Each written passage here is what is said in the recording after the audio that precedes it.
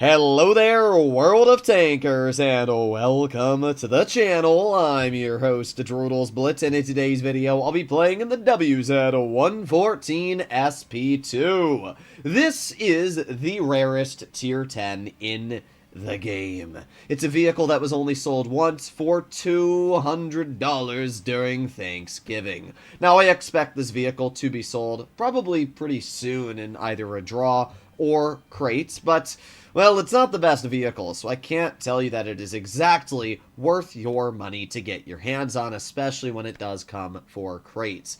I have this really bad habit of playing tanks for a video, and then after I record the video on the vehicle, tuning with a friend, and I'll proceed to play in that exact same tank.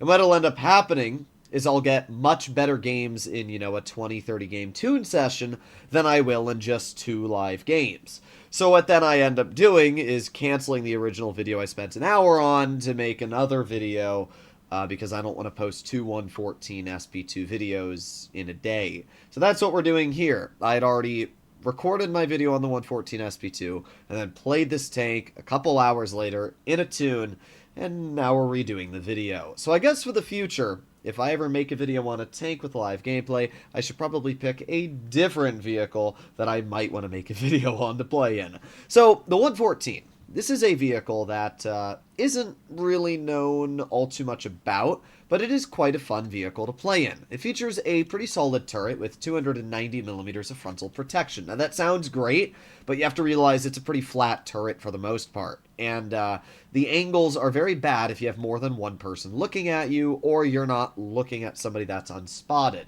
But, frontally facing hull down, the turret is upwards of around 380mm thick, which is pretty good. It means that the majority of heat ammunition is not going to pen you, and really the majority of tanks when you're using the gun depression aren't going to be able to cut through your vehicle, which is really nice. When you pair that with the fact that this vehicle also features a very nice alpha of 620, it's got a nice HE with 870, decent penetration, it's honestly just a really solid tank. It's not great. I'm not going to say, it's the best tier 10 out there. The 60 TP in most cases is going to be a better vehicle. But there are some niche situations where the 114 can feel quite strong. And you're going to see 2 of those situations in today's video. Now, you should definitely run enhanced armor on this tank. Even after the nerf enhanced is going to be getting, you should still run it on this vehicle, as you're going to need it. I mean, sure, getting that little bit of extra HP is always nice,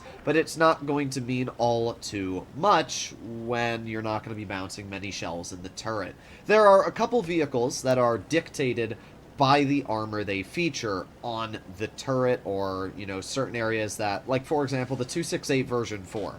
Its lower plate becomes red when you put on enhanced armor to a lot of vehicles that have 340 heat, where before it won't. So because of that, you should always run enhanced on the 268 version 4. That's the same thing for the 114 SP2. If you're going to use it hull down, you should be running enhanced armor. Now, unfortunately, we have bled a decent amount of health early game, as we can see. About 1,000 of our hit points to only deal, 538. Yeah, not a great start to this game. For some reason, the enemy light and medium decided to make their way over to the heavy flank, which is not ideal. But the good thing about being in a heavy is, even though we've bled about 1,000 health, we still have the same as this pattern. In fact, now we have quite a bit more. And with such a high alpha gun, it is easy to dish out that damage. So we are at 1,230 already. Now, something you will notice about the 114 is its absolutely awful gun handling. This vehicle has not only 4.7 seconds of aiming time, making it the same as the 100, but worse dispersion somehow. I don't know why it has worse dispersion, but it does at 0.389. And when you pair that with the fact this vehicle has some of the worst on-movement values in Tier 10, 0.22, 0.21 on turret traverse, and it's just awful. Like, really, it's got one of the worst on-move values. So, essentially, try not to move the vehicle all too much. Let it aim in. Even if you move the turret just a little bit after you've aimed in, it still can bloom a lot, so you have to be very cautious. But as we can see, the gun does hit hard. And it's on a fairly mobile profile. Sure, while the tank only goes 32, it does actually have a pretty solid power to weight, allowing it to stay at 32. So I actually do like a lot of the aspects this vehicle has going for it. And if you play it properly, you can actually do pretty good. Do I think this vehicle needs a buff? Yeah, in the current meta, I would like to see it either get buffed either to 40 kilometers per hour of a top speed, more DPM, or, ideally, just more gun handling. I mean, the gun handling sucks on the tank right now. So, in this current situation, it is a 2 versus 5. There's a full health Stritzvon off to the side. Well, I guess over to that side. There is a VK90 in front of me. And we have a Sheridan right over in front of me as well, which is pretty dangerous. This is not an ideal situation at all. But the Sheridan rams me, and we finish him off. I tell my teammate to deal with the tank behind me so that I don't have to deal with that. And as we can see, the 60 TP and VK90 ignore me to go after the Sheridan teammate I have. So I'm able to clear the 60 because he shoots at my teammate. Now I'm going to push towards the Stritzvon, who fires an HE shell at me. Just from the Stritzvon not doing anything the entire game and shooting HE at me, I'm already pretty confident that this guy has no clue what is going on. And there you go. Nice shot. 775 juicer into his vehicle. We are now at 5,000 damage. And the Stritzvon shoots me with an HE again. Bruh. Really?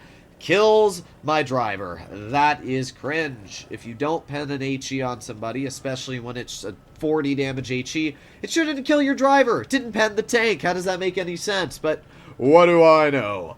Either way, we are going to try and sneakily poke our vehicle without getting penned. Here we go. Keep on wiggling. Okay, nice. He misses us. And we got a 586 slap right into his tank. Okay, that's 5,600 damage dealt. Now we're going to back up again with a dead driver. We reverse pretty dang slow, but we were able to get in the cover. We're going to shoot the Stritzvon into the track wheel once again, stopping him in place and causing him to bounce another high explosive shell. But as the Sheridan does say, this Stritzvon is pretty brain dead. To be fair, though, that Sheridan threw their team's game by ramming me. If that Sheridan did not ram me, I would not have been able to kill him. He would have been able to shoot me again, and with the help of his teammates, definitely would have won. So I'm not really sure why he rammed me. That literally threw their game. Not only did the Sheridan ramming me throw their game, but the 60 TP and VK90 ignoring me to shoot at my Sheridan was also a huge throw, because it allowed me to clear the 60 TP and then ignore the VK90 and get the enemy Stritzvon K. So this was a crazy game. 6,842 damage, 2,570 blocked, and a very solid result in total. I can guarantee that if I was not in tune with my friend, we would not have been able to win this game. We did literally 12,000 combined damage. Just think about that for a second. 12,000 combined damage. If you look at our team in total, you add the E-Force 1,500 to the about 1,200 the rest of our teammates did. That means in total our team did 3,000 damage. Yeah, that is absolutely insane. Me and my teammate combined did 4 times more than every other player on our team added together. It shows you just sometimes you need to be in a tune to win battles. The 114 worked well. Thankfully, that Stritzvon is a pretty dang bad player, and we were able to come out with a victory there. I do feel bad for the enemy team, but at the same time, they all made game throwing maneuvers that they should not have done. So now we're going to make our way over to Mayan ruins. Once again in tune, we're going to see what we can do here. What do we have up against us? Well, a boss shot WZ-114 Concept 1B, IS-4. Okay, they got a lot of nasties. And if you take a look at their heavy lineup, they got a VK72, T57 heavy, E3. Wow, yeah, that's a lot of dangerous vehicles right there. So early game, I'm going to be quite cautious, but at the same time, we are going to maneuver, hopefully into a position where we're going to be able to get some early game bleeds out. Now, unfortunately, our whole team is driving to town, and this is not ideal.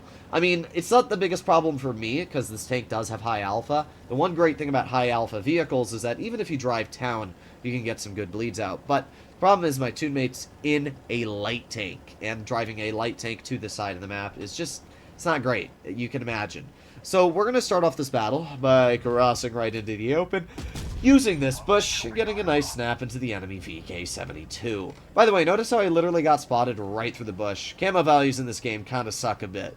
Basically, if you're in a heavy tank and you're in a bush, expect to be spotted if you're within 100 meters of that player. We were honestly pretty far away from that VK-72, and he spotted us.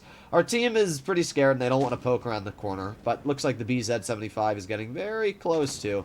He's just kind of rolling around, and at this point, I'm just going to poke the VK. I don't really care that much. He shoots at my teammate with HE. We get hit with a high explosive shell. Not exactly sure what fired HE at me, but I would expect either the 268 or the T10E3. Guess we'll have to find out later. Well, it's not the 268, so it has to be the E3 that fired high explosive at us. I tell my teammate, wait just a second, because I'm going to shoot the 57, and then he can poke. Just like that, 1,200 hit points were taken off the 57, and he's already down to half health. Unfortunately, my teammate is being clipped by the Sheridan in the spawn.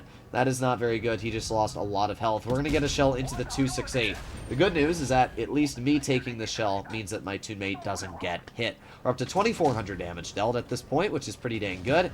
And we're going to reload. All right, well, let's see if we can get a shell into one of these guys. We can't hit the concept. We shoot at the 57 heavy, and wow! Thank you for making the T57 heavy impossible to pen, Wargaming. I even loaded gold, and it still bounced. Why does that exist? It shouldn't.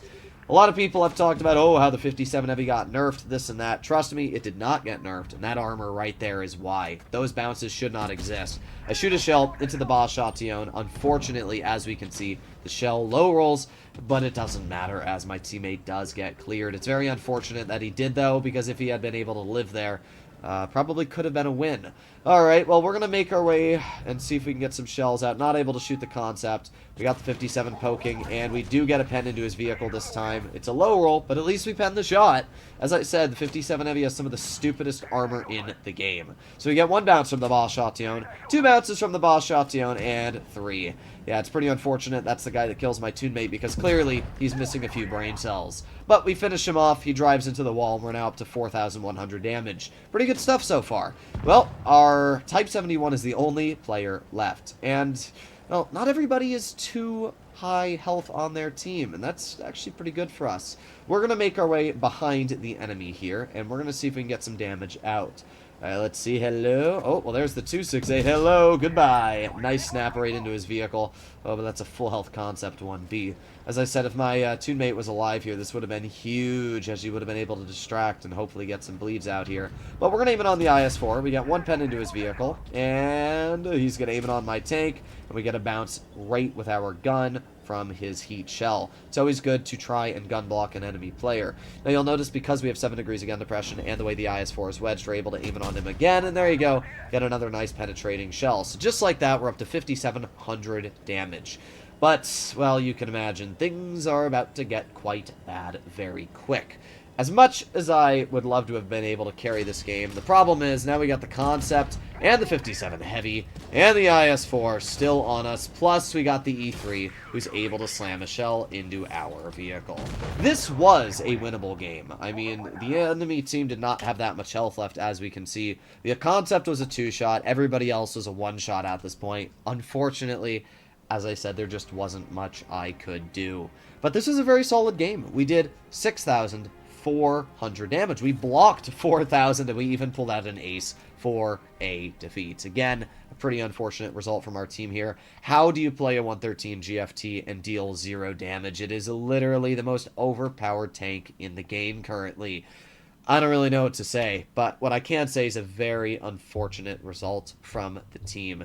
The 114 is honestly a pretty fun vehicle. I can't say I'm doing crazy in terms of average damage at 3,200, but my win rate is quite high at 80%. A lot of the games I've been having in it are complete steamrolls, and there's not much you can do about it. I mean, you can look at my average XP, and it's 1,500. That's a crazy amount of XP. I mean, look at my Foch or my WZ-114, for example, and I'm getting less XP on average. In fact, that is one of my highest average XP vehicles when you consider how many games I've played in it. So it is kind of crazy how well this vehicle has been performing. It's honestly a pretty fun tank, and I can't really say I dislike it at all. It's fun, and even though it's not maybe the best tier 10 right now, it is a very fun one to mess around with. Let me know in the comments what you guys think about the 114. Obviously, if you like this video and you'd like to see more like it, please consider smashing that subscribe button down below, and I'll see you in the next one. Bye-bye.